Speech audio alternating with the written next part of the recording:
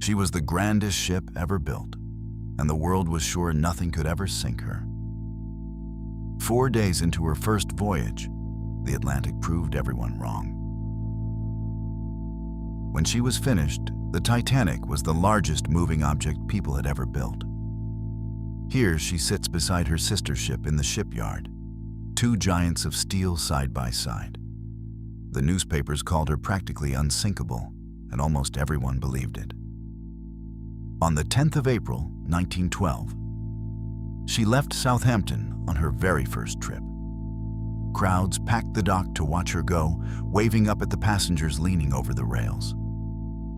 More than 2,000 people were aboard, some of the richest in the world, and hundreds of families chasing a new life in America. This is one of the last photographs ever taken of her, pausing at her final port before turning out into the open ocean.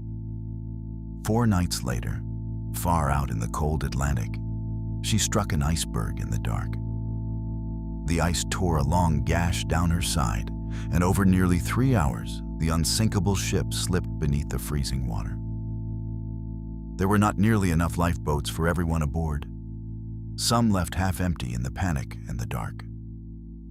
This is one of them. Drifting on the open sea, the people inside wrapped against the cold, listening to the cries fade behind them as more than 1,500 were left in the water.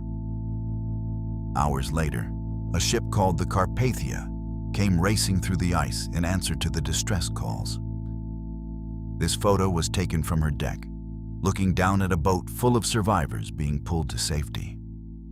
About 700 people were saved that morning, lifted one by one out of the cold and onto the rescue ship. Of the more than 2,000 people aboard, barely 700 were pulled alive from the freezing water that night. The rest, the sea simply kept.